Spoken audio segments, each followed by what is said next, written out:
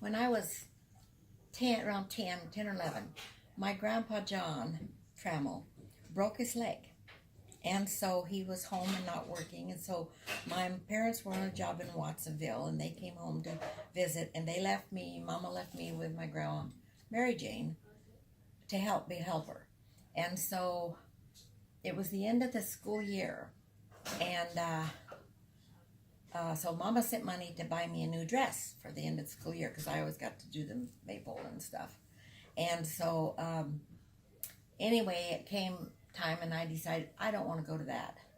So anyway, we went down and we bought me two cheap little old dresses, little print straight cut little dresses.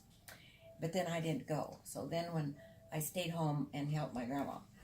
And so we went out and behind the house Daddy had built us, he built a cabin like 12 by 12 or 14 or something. And our laundry room was in there. So we went out and we cleaned up the cabin that day and just fiddled around and had fun goofing off. And then when my mom came,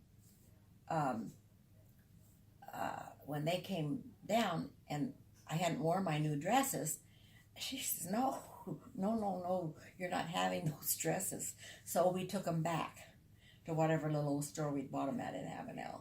And we went over to Penny's or wherever and bought me a nice little dress with puff sleeves and a full skirt. And it's a little yellow dress that I then had my picture taken on out sitting on the front of the Ford.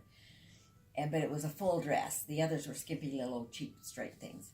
So anyway, but what the point of all this I'm telling you about is we went in and we emptied that cabin and we cleaned it up and sorted through everything and straightened it up, and then because it had been a catch-all. And that was just one of my most fun days, helping my grandma do that, because my little Mary Jane, my mom's mother, was more fun than a barrel of monkeys. And we just dance around and sing and have fun and made joy out of it. And when nighttime came, ta-da, it was all nice.